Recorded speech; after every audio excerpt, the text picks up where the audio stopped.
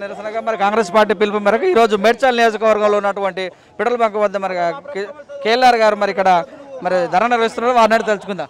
చెప్పండి సార్. మోడీ ఈ దేశాన్ని నాశనం పట్టించిన మోడీ కరోనా వలన నాశనం పట్టించాడు, నోట్ల రద్దుతోటి నాశనం పట్టించాడు, జిఎస్టీ తోటి నాశనం పట్టించాడు. ఆయన వచ్చినప్పటి నుంచి ఒక్క మంచి పని చేయకపోగా ఈ భారతదేశంలో ఈరోజు పిట్టలలాగా రాలిపోతున్న ప్రతి వ్యక్తి సావుకు ఈ మోడీయే కారణమని కూడా మేము తీవ్రంగా కాంగ్రెస్ పార్టీ తరఫున నిరసన తెలియజేస్తున్నాం, ఖండిస్తున్నాం.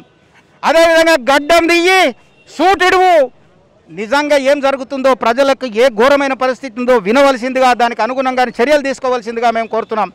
అర్జెంటుగా వ్యాక్సిన్లు తయారు చేయించి ప్రతి వ్యక్తికి అర్జెంటుగా వ్యాక్సిన్ వచ్చేటట్టుగా, వ్యాక్సిన్ అందేటట్టుగా చేయవలసిందిగా. ఈ దేశంలో ఆత్మనిర్భర్ అని విదేశాలకు వ్యాక్సిన్లు పంపిస్తే ఈ దేశంలో దిక్కు లేకుండా చేసి అందరినీ చంపితివి అని కూడా ఈ సందర్భంగా నేను తెలియజేస్తున్నా. ప్రపంచంలో నలుమూలలో ఏడ వ్యాక్సిన్ ఉందో 35,000 కోట్లను పక్కకు పెట్టినాను, అవి ఏమైనాయి? ఇమ్మీడియట్గా ప్రపంచంలో ఎక్కడ వ్యాక్సిన్లు కొనుక్కరండి. ఈ భారతదేశ బీద ప్రజలను ముఖ్యంగా కాపాడవలసిందిగా నేను కోరుతున్నా. ధనవంతుడైతే సరే యాన్నో ప్రైవేట్లోనే యాన్నో 1000-1500 పెట్టి వేసుకుంటుండొచ్చు, కానీ బీద ప్రజల గతి ఈరోజు ఘోరంగా ఉంది కనుక దానికి నిరసనగా మేము ధర్నా చేపట్టాం.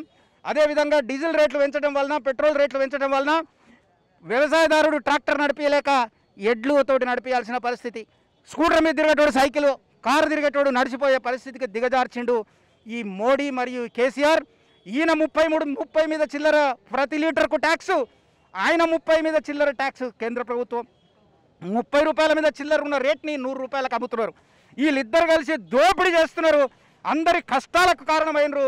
బస్సు ఎక్కాలంటే భయము, ఆటో ఎక్కాలంటే భయము, సైకిల్ మోటార్ ఎక్కాలంటే భయ పరిస్థితికి తీసుకొచ్చింది కనుక దీనికి నిరసనగా దేశవ్యాప్తంగా మేము నిరసన తెలియజేస్తున్నాం.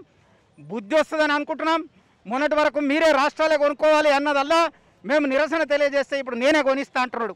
వ్యవసాయదారులు కూడా 7 నెలల నుంచి రోడ్ల మీద పడి సస్తుంటే ఇప్పటిదాకా పట్టించుకోలే కనుక ఈ రెండుటికి గాను ఇమ్మీడియట్గా ఈ ఇద్దరు ముఖ్యమంత్రి, ప్రధానమంత్రి కళ్ళు తెరవాలని, చెవులు తెరవాలని కూడా మేము డిమాండ్ చేస్తూ నిరసన తెలియజేస్తున్నాం. జై కాంగ్రెస్.